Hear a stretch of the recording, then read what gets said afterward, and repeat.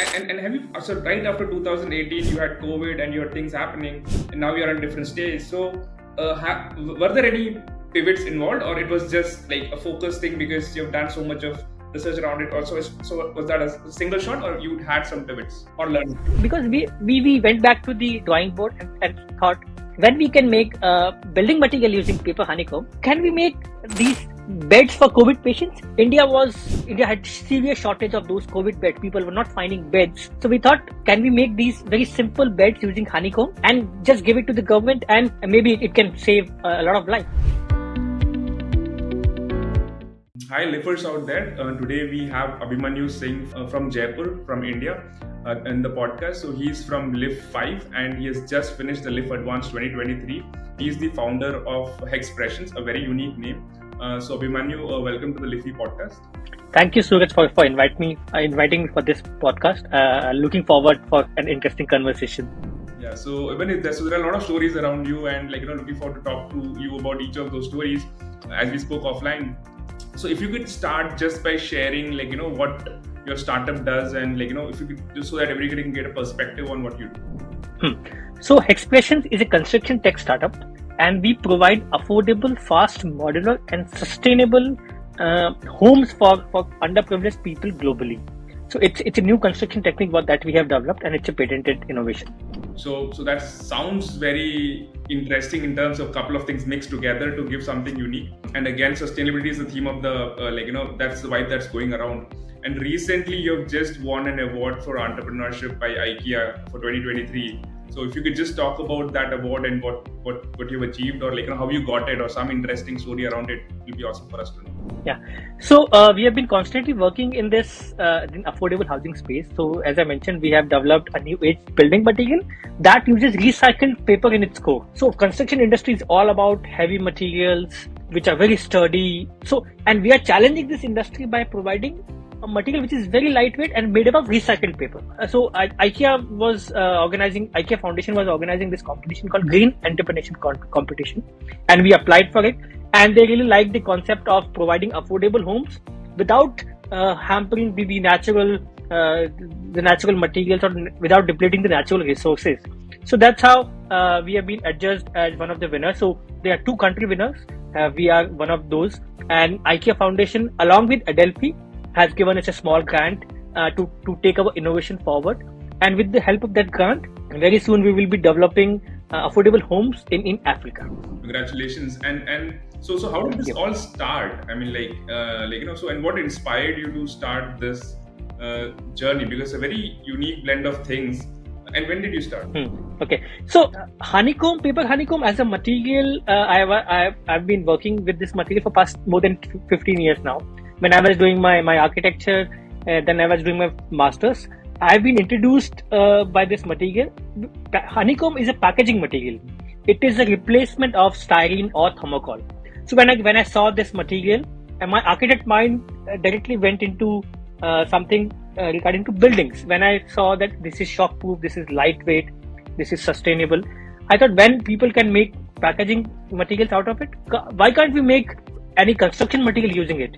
So that's how I started experimenting, but it never took the shape of a business. It was always a hobby. I tried, because paper, when I say paper, it's a very, I would say, very soft material. And when I say we are making construction material out of paper, people say, wow, but that's impossible. So people appreciate it a lot, but when I say, do you want to use it? They say, no. So we thought, we thought it will be there will be a right time where we'll be able to put this as a business. So in this pursuit, I left my studio. I went to Milan to do second masters, and during that time, I kind of developed this idea of converting that hobby into a business. So my co-founder, my wife, took honeycomb these panels as her thesis topic. Then we started applying for a lot of competitions, and the journey of Hexpressions started when we moved back from Italy to India in mid of 2018. This is where it all started, and we won the first competition in IIM Ahmedabad, and they gave us a small grant, and then Hexpressions company was formally formed.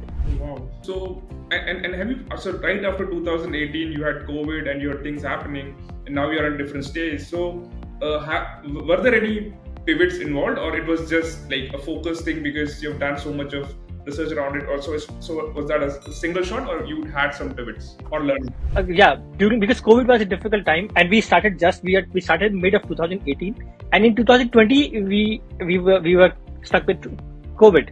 So for the first 1.5 years, because it was a research it started as a research project. So first 1.5 years we went on doing some research, writing white papers, and applying for patent, because we knew this kind of innovation can have have difficulties if people can tweak it and we just copy it. So we were very sure that we'll apply for patent, then only we will commercialize it. So after 1.5 years, when we were ready to commercialize, then COVID happened. So it was a difficult time for us, but we thought, because we have always been innovators, we thought we have to find innovative ways to come out of this time. So what we did is, because we went back to the drawing board and thought, when we can make building material using paper honeycomb, can we make these beds for COVID patients? India had severe shortage of those COVID beds. People were not finding beds. So we thought, can we make these very simple beds using honeycomb and just give it to the government, and maybe it can save a lot of lives. So we went back to the drawing board, did some concepts and make some prototypes and presented it to government, and to our surprise, government really liked it, and we were able to sold over 2000 COVID beds during that time. And those COVID beds are really lightweight, only 10 kgs of weight, and this is a plug and play system. Like, these are interlocking panels, and you can assemble a bed without any hardware and within 2 minutes. Wow. And we got a lot of publicity, lot of, I would say, blessing from a lot of people, and we supplied it to government. In fact, Zerodha Foundation also supported us, and they bought some of our beds. And to our surprise, because we were part of I was part of Lif-5 in 2019. Royal Academy came up with this fellowship called Pandemic Preparedness Fellowship, and because we just developed those beds, so I applied for that fellowship, and to my surprise, I got the fellowship, and the Royal Academy gave us 20,000 pounds to develop our innovation. So I would say that was a shot in the arm during difficult times, COVID times, and somehow that has given us a new revenue stream. We thought, when we are developing construction material, can we develop something which is lightweight furniture that these are very easy to assemble? So that's how our another brand, which its name is Flexible, it born, and now it is an independent brand along with Hexpressions. Wow, that's incredible. In terms of how we've actually been able to utilize it, and then I think the blessings came in terms of support of the. Yeah, it was clearly blessing in disguise. I would say, that cannot be the best time. Cannot be better time to get those fellowships. And in fact, after the fellowship, after 1 year, they announced the extension of the fellowship, and we got that extension also. Oh wow. And you spoke a little bit about, so there was R&D involved, and you wanted to do the R&D properly and then do the patent and only then commercialize it. So a lot of lifters are there who are into who are into R&D and who are looking at commercialization, but they are having challenges. So how were you able to solve the challenge of finishing the R&D and then moving into, because it's a different mindset. Yeah. So what was the thing that worked for you? So I would say, as innovator, as a researcher, I can understand that feeling, that as researchers you think your product is never perfect. It is not good to go. It's not never good to commercialize. So you keep on investing time, energy, effort, so that the product becomes perfect. But I would say we were also caught in that dilemma during that time. We also lost a lot of time. But thanks to a lot of mentorship what we got from Lif and other programs, we were able to get out of that situation. And because we got a lot of feedback that your product will never be perfect until and unless you start deploying it. If you start piloting, then you get a lot of feedback from the customer. You get to know a lot of shortcomings in your product. So once it is on ground, you get a lot of feedback.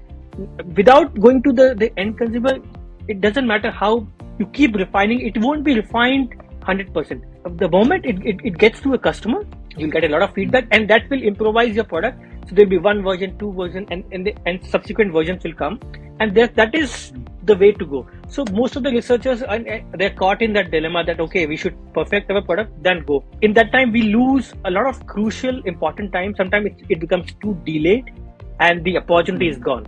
So I would say these things we should do parallelly, but we have to start commercializing slowly, and the research work should go parallelly.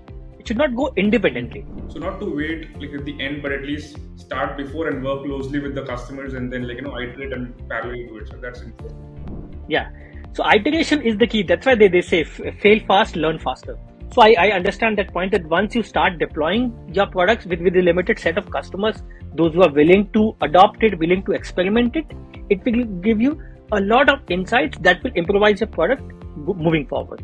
And when you, as you're aware that the Lif alumni network is around 1,000 plus Lifers across 17 plus countries, and there's a lot of diversity, a lot of culture, and a lot of segments the Lifers are working after the alumni. So what is your expectations? Because as you also said, you're deploying some element in Africa. Right now you're working with them, so that means that your product or solution is something that could be done globally, right? So they could have global applications. So, and then we have a network as well. So what are your expectations from the alumni network? Are you looking at co-selling or co-research or co-partnering or co-R&D, or what is your thoughts in context of collaborations? So I would say, because as you also mentioned, we have different applications which are possible in different regions of the world.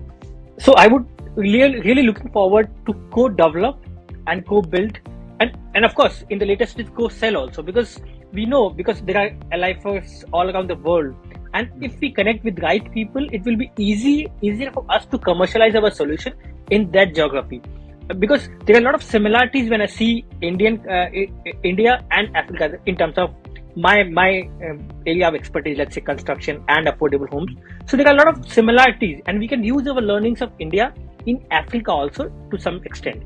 Similarly, the Southeast Asian countries are also a big playground. A lot of innovations happening. The population is increasing, so we know that we can also deploy our solution to these countries. So I would love to connect with these people and look for some joint developments and joint solutions that we can sell, and we can also develop applications that we have not developed till now. So I'm looking to expand the horizon, look for new innovations. So I would say that networking, that co-building will be the ideal scenario. So co-building solutions across Africa and maybe Far East Asia that you're looking at. And do these Lifers need to be in certain segments, or what is your? Do you have certain 3 or a couple of segments in mind that countries are specific, they should be willing to co-build and co-create? But do you have this? They should be working in current segments. So do you have any thoughts around that? I'm not. I won't be saying that they should be currently working only in my segment. So I know there are various applications which are available for other segments also. Let's say because we are developing homes, so we also looked into a possibility of developing the cold chains for medical supplies that can be taken by drones, because those are lightweight boxes that we can develop. So there are other applications also we can look into in other fields. So I would say multidisciplinary can be a good combination. Wow, awesome. And you've been a part of Lif Advance recently, in the 2023 part of it. So what has been your learnings from the 2023? This is especially for maybe some piece of advice that you could share for the future Lif Advance guys, right? So something that you felt like, if I would have done this, I would have leveraged the advance better, or certain things that you liked about it. So one thing is what you liked about the Lif Advance, and then maybe if there are the future Lif Advance, what are the things that they could do so that they can take more from the advance? So one of the best things I would say about Lif Advance was I get to set up one-on-one meetings with the people alone I would have not been able to. So that was because the kind of network, the kind of connections what can be provided. So I was able to reach to those people, and those connections were really important. So I would say those one-on-one meetings, and I would say to the point discussion, it was not very generic. It was very specific to your product, your field, and your expertise. So I would say in that sense, it was very, very focused. It was tightly knit, very well managed, very well planned. But at the end, what I thought was maybe the duration of 10 days was a little bit, I would say, it was tight. Maybe this would have been 2 weeks. Then I know that has got a lot of logistic challenges also and everything. But those 10 days were, I would say, very tight. So because in those 10 days, we had some common sessions also, all the people, and we had some individual assignments also, meeting people, had a lot of meetings, So those, I think that was at the end, it was really tiring. So I would say a bit more, a few more days, let's say, in place of 10 days, it could have been 2 weeks. So in that sense, this could have been expanded. And I would say one of the main aim of Lif Advanced is to encourage people to come to UK and set up their companies there. So I would say that is also a very good opportunity for people looking forward, let's say for deep tech and for other people, those who can see UK as a potential market. They can leverage this opportunity. They can connect with right people so that they can set up their companies in UK. So for future Lif Advanced people, I would say, if you really think that your innovation can create impact in UK and has a larger market, so go with that mindset. Try and meet people who can help you in setting up the companies. Of course, Royal Academy will help you, but you also go with that mindset that you want to set up your company after Lif Advanced in the next 1 year. Perfect, incredible. And so now coming to a little bit of offbeat question, so if you had one superpower, what would that superpower be and why? This can be very, very funny, but I don't know. If I had a superpower, I would really go on the road and maybe change the way we ride bikes, we ride cars, the kind of traffic. If I could control it, because it's getting worse and worse in Indian cities. Cities like Jaipur itself, it's a planned city. Traffic jams because of very simple things, and people don't drive carefully. They go wrong side and all those stuff. And a lot of deaths are happening because of that. So if given me a superpower, I would try to do something about that. So that's completely out of context, but that I want to do really if I get a chance. So that touches you, or that you feel that way in context of aligning, or that could have been better, or in terms of it, right? I think makes sense. Cool, perfect. Abhimanyu, and so as we spoke about the alumni, as we spoke about the Lif Advanced, I want to also get your perspective in context of the alumni network. So you said you had the expectations of collaborating with other Lifers.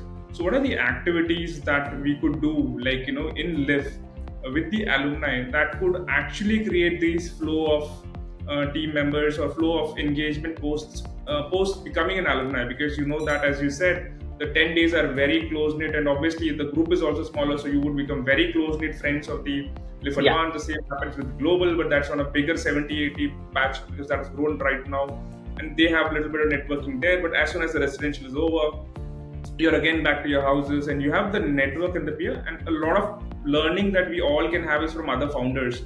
And obviously we have this batch of international innovators. So what activities do you have in mind that you feel that if that could be done, local, national, whichever level, can drive more engagement and more value for time for the alumni? So I would say, mentioned by you correctly, that the Lif alumni community is growing, but I would say I can feel the lack of interaction between the batches. So one batch know each other, but there are various batches, so there are no interactions happening between all these batches, 5-6 batches, whatever happened, 10 batches. So I would want to have more interactions, in-person interactions, and in terms of not just like a typical get-together, but in terms of workshops, in terms of co-developing something, in terms of activity that we can do with some institute, so that we also know our expertise and we also know what other people are doing, and how can we all can come to one platform and do something for the greater good. So I would say, apart from our businesses, this is our responsibility to do greater good as a group. So I would say that is still that vision is still missing. I won't say missing, but we still need to draft that vision, that as a collective group of 80-90 people, what better things we can do apart from helping each other's business. That should be the aim. So I would say workshops, and I would say activities like they have the college fest or something. So why can't we have some fest like this, like a Lif Fest or something like that, so that we can take it forward, we can celebrate it and create connections also. Wow, interesting. So you mean to say that example you talk about Lif India, or example Lif South Africa, or example there is one country group, and they take up a social cause or a challenge, because we are all innovators, and then we use our intelligence together to solve that problem, not to create business of this, and then work around and then give a solution every year, or so that brings us together for something that is non-financial, and then getting. Is that what you mean? Yeah. And also in greater good, maybe we were able to help our businesses also. So because we are involved. So, but that should not be the end goal. The end goal should be bigger than that. That's what I think. Because every year we can take a theme and then maybe work on a smaller group, or maybe people can work on it, and then we can present to Royal Academy our findings or our innovations, so whatever we have done for that theme. So that will be a collective theme for, let's say, for the next 10 years. We'll have 10 themes where we can do guidelines, where we can propose solutions, and that can also help the society. Perfect. Amazing. That's a very interesting idea, and then I think it becomes it becomes something for society. So it again connects us emotionally. So I think it would be fun for us to also work on and de-stressing, or maybe much more fresh. Yes. Amazing thought. So perfect, Abhimanyu. So we've spoken about your what you've been doing so far in context to creating value in construction with sustainable products using the honeycomb method of packaging, and we also spoke about how you evolved from those during COVID and made it an opportunity and actually totally spun around. That's actually crazy. Yes. And your marketing context of how you've been doing and the advice that you shared for moving from R&D to commercialization. And also you seeking to connect with Lifers in Africa, or example in the Asia, just to get a context of it could be any kind of innovation that you could plug in with your patents or with your solutions to grow. So I think it's been incredible to have you on the podcast, Abhimanyu, and thank you so much for your time, and we look forward to seeing you in person as well soon. Thank you, Suraj, for inviting me. I'm looking forward to meet you very soon in person. And good luck to all the people who are applying for these Lif courses. If you need anything, if you need any guidance or anything, please do reach out to me, and I'll be happy to help. All right. Thanks, Abhimanyu. Thank you.